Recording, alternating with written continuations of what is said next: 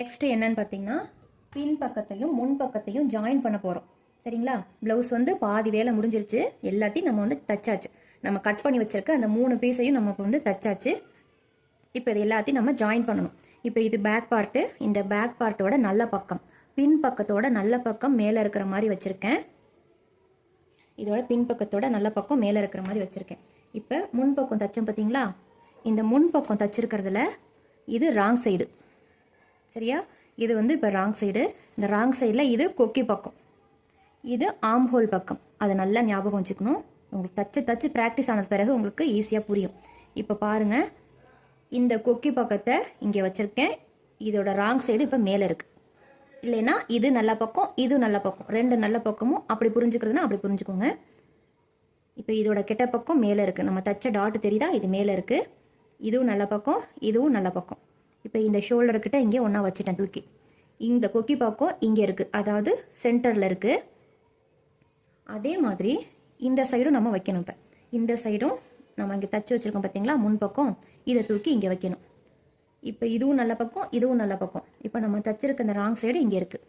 இப்போ மெயினாக பார்க்க வேண்டியது இந்த கொக்கி பக்கம் ரெண்டும் கெட்ட பக்கம் இருக்கணும், ஆப்போசிட்டில் இருக்கான்னு பாருங்கள். ஒரு சில டைம் ஒருத்தவங்க மெஷர்மெண்ட்டுக்கு என்ன ஆகும் அப்படின்னா, இங்கே இருக்கிற மெஷர்மெண்ட்டோட அளவும் இந்த சைடு உயரம் இருக்குல்ல, இதுவும் ஒரே மாதிரி இருக்கும். நீங்கள் மறந்துட்டு என்ன பண்ணுறது அப்படின்னா, இப்படி தூக்கி இங்கே வச்சுருவீங்க.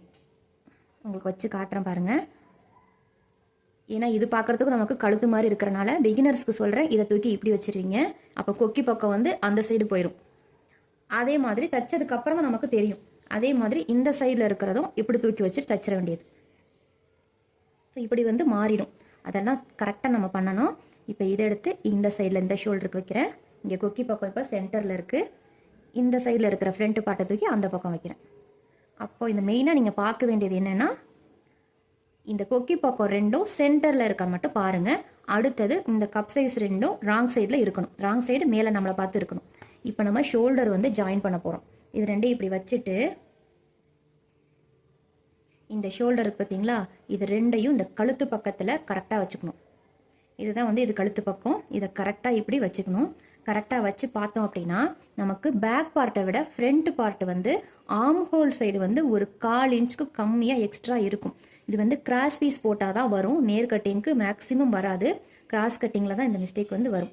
இப்போ என்ன பண்ணுறேன் அப்படின்னா, இதை இப்படியே வச்சுட்டு நீங்கள் என்ன பண்ணணும், எக்ஸ்ட்ரா இருக்குது அப்படின்ட்டு அப்போ கழுத்து வந்து நம்ம சரியாக மார்க் பண்ணலையான்னு சொல்லிட்டு ஆம் ஹோல் சைடு, இது வந்து இப்போ ஆம் ஹோல் சைடு, இந்த ஆம் ஹோல் சைடை இப்படி நகர்த்தி வச்சுட்டு கழுத்து பக்கமாக இந்த முன்பக்கத்தை கட் பண்ணி எடுத்துருவீங்க. தெரியாதவங்க கட் பண்ணி எடுத்துருவீங்க. அது மாதிரி பண்ணக்கூடாது. கழுத்து வந்து நம்ம கரெக்டாக கட் பண்ணியிருப்போம். இந்த ஆம் ஹோல் சைடு அதை நான் வந்து நகர்த்தி விட்டுறணும். நம்ம மார்க் பண்ணும்போது நான் பேக் பார்ட்டை வச்சு தான் மார்க் பண்ணேன். இது எப்படி எனக்கு கூட வந்துச்சு அப்படின்னா, அது வரதான் செய்யும். ஏன்னா நம்ம கிராஸ் கட்டிங் போட்டால் வரும். நேர் கட்டிங்கில் அந்த மாதிரி வராது. இப்போ இங்கே இருக்கு பார்த்தீங்களா, இந்த இடத்துல கழுத்தோட பக்கத்தை ரெண்டையும் ஒன்றா வச்சுட்டேன். கழுத்தோட பக்கத்தை நகர்த்தி இல்லாமல் கரெக்டாக வச்சுட்டு இப்போ அப்படியே வந்து நான் தைக்கிறேன். தைக்கும்போது இந்த கழுத்துக்கிட்டேருந்து தைச்சிட்டு வரேன்.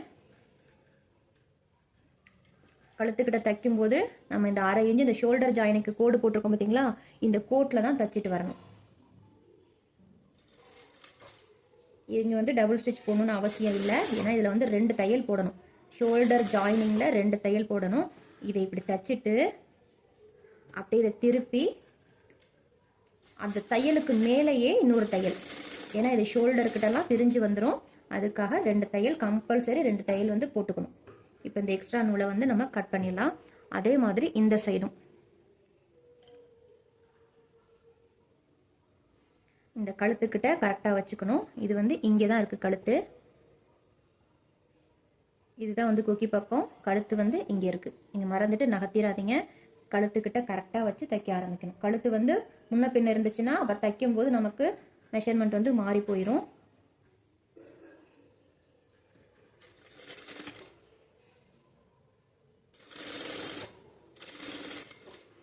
இப்படி தைச்சிட்டு துணி அப்படியே திருப்பிக்கோங்க. இல்லை அப்படின்னா இதை தைச்சிட்டு இந்த துணி அப்படியே இப்படி வந்து ரிட்டர்ன் பண்ணிக்கணும். இப்படியே வந்து பெரட்டி போட்டுட்டு அதுக்கு மேலேயும் நீங்கள் அப்படியே வந்து தையலும் போட்டுக்கலாம்.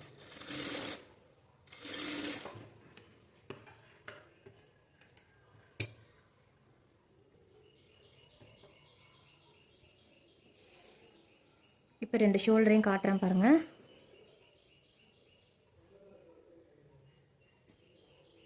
இப்போ 2 பக்கமும் நம்ம வந்து இந்த முன் பக்கத்தையும் பின் பக்கத்தையும் இப்போ ஜாயின் பண்ணியாச்சு.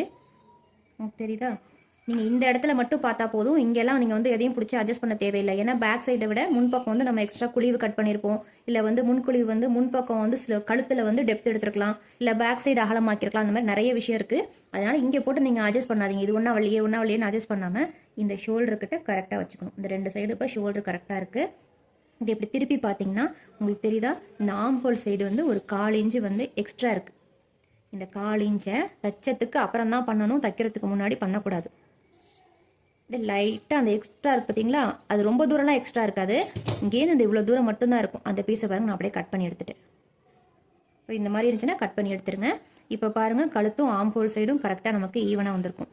அதே மாதிரி இந்த சைடும் தெரியுதா? இந்த அளவுக்கு மட்டும்தான் வந்து எக்ஸ்ட்ரா வந்திருக்கும். அதை வந்து கரெக்டாக சைஸ் பண்ணி கட் பண்ணி எடுத்துடணும்.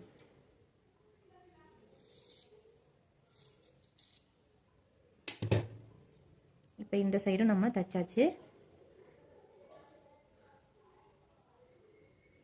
இப்போ 2த்துலேயும் வந்து ஷோல்டர் வந்து நம்ம ஜாயின் பண்ணியாச்சு. இப்போ அடுத்தது என்ன பார்க்கணும் அப்படின்னா, ப்ளவுஸில் பட்டி பீஸ்னு ஒன்று இருக்கும். அதாவது இந்த முன்பக்கத்துலேயே நீங்கள் ஒரு ஜாயிண்ட் ஒன்று வரும், போட் ஷேப்பில் இருக்கும். அதுதான் வந்து நம்ம இப்போ வந்து தைக்கணும். இப்போ அதை எப்படி தைக்கணும் அப்படின்னா, இதில் நிறைய மிஸ்டேக் வரும். அதனால் கொஞ்சம் கேர்ஃபுல்லாக பார்த்துட்டு தைச்சிக்கோங்க. இப்போ நம்ம ஷோல்டர் ஜாயின் பண்ணியிருக்கோம்ல, நம்ம ஜாயின் பண்ணதை அந்த பொசிஷனில் அப்படியே வச்சுருக்கேன். எதையும் வந்து மாற்றலை, சேஞ்சும் பண்ணலை.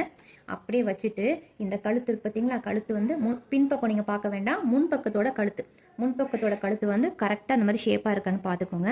இதை அப்படியே பார்த்துட்டு எங்கேயும் தூக்கி இல்லாமல் கரெக்டாக பார்த்துட்டு அப்படியே இந்த ஆம்ஹோல் சைடு இப்படியே இங்கே வந்தீங்க அப்படின்னா, இந்த இடத்துல உங்களுக்கு தெரியுதா? நம்ம முன்பக்கத்துக்கும் பின்பக்கத்துக்கும் குழிவு எடுத்தது இந்த இடத்துல தான் நம்ம வந்து எடுத்திருக்கோம்.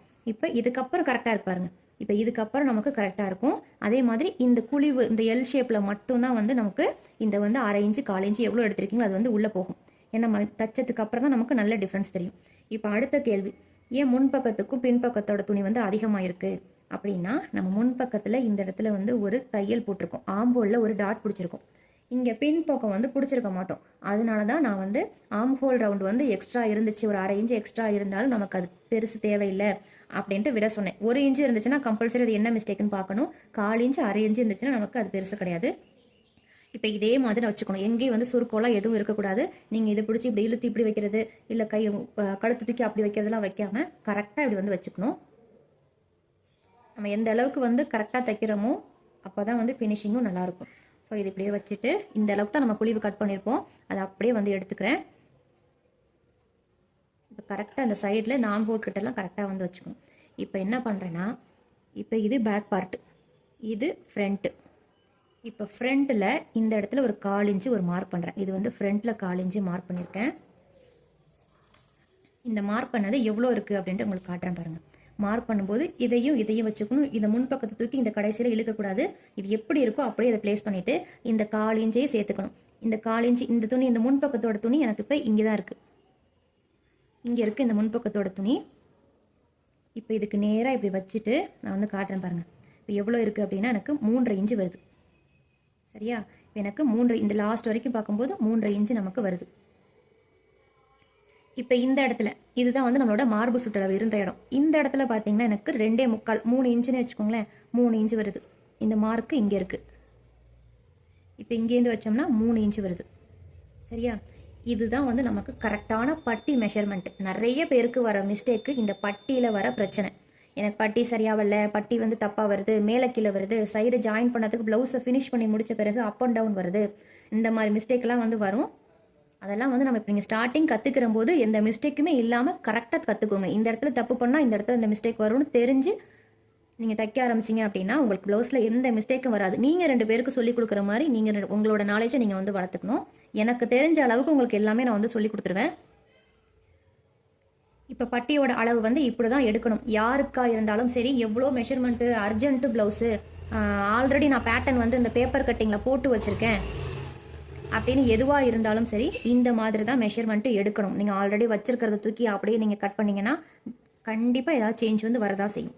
அதனால ஒவ்வொரு வாட்டியும் ஒரு 10 நிமிஷம் வேஸ்ட் ஆகிறதுனால ஒன்றும் ஆக போகிறது கிடையாது. நமக்கு வந்து தைக்கும் போது ஃபினிஷிங் நல்லா இருக்கணும். அதே மாதிரி ஒரு ப்ளவுஸ் நீங்கள் ஏதாவது தப்பாக பண்ணிட்டீங்க அப்படின்னா அடுத்த ப்ளவுஸ் தைக்கிறதுக்கு உங்களுக்கு இன்ட்ரெஸ்ட்டே வராது. ஐயோ நம்ம ஃபஸ்ட்டு ப்ளவுஸ் தைச்சதே வேஸ்ட்டாக போச்சு அப்படின்ட்டு. அதனால் பார்த்து இன்ட்ரெஸ்ட்டோட தைங்க. இந்த டைலரிங் ஃபீல்டை பொறுத்த வரைக்கும் அதுதான். ஐயோ இது என்ன அப்படி கசகசன்னு இருக்குது குழப்புதே அப்படின்ட்டு விட்டுட்டு போயிடக்கூடாது. நம்ம இதுலேயும் வந்து நல்லா வந்து தச்சு ப்ராக்டிஸ் பண்ணாதான் நமக்கு எல்லாமே கரெக்டாக வரும். இப்போ இங்கே 3.5 இன்ச் இருந்துச்சா, இந்த 3.5 இன்ச்சை கரெக்டாக ஞாபகம் வச்சுக்கோங்க.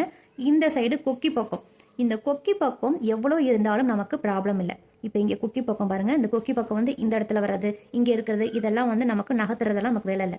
இங்கே எவ்வளோ இருந்தாலும் நமக்கு ப்ராப்ளம் கிடையாது. இந்த இடத்துல என்ன இருக்கோ அதை தான் நம்ம பார்த்து கரெக்டாக மெஷர்மெண்ட் எடுத்துக்கணும். இப்போ இங்கே வந்து 3.5 இன்ச் இருக்குது.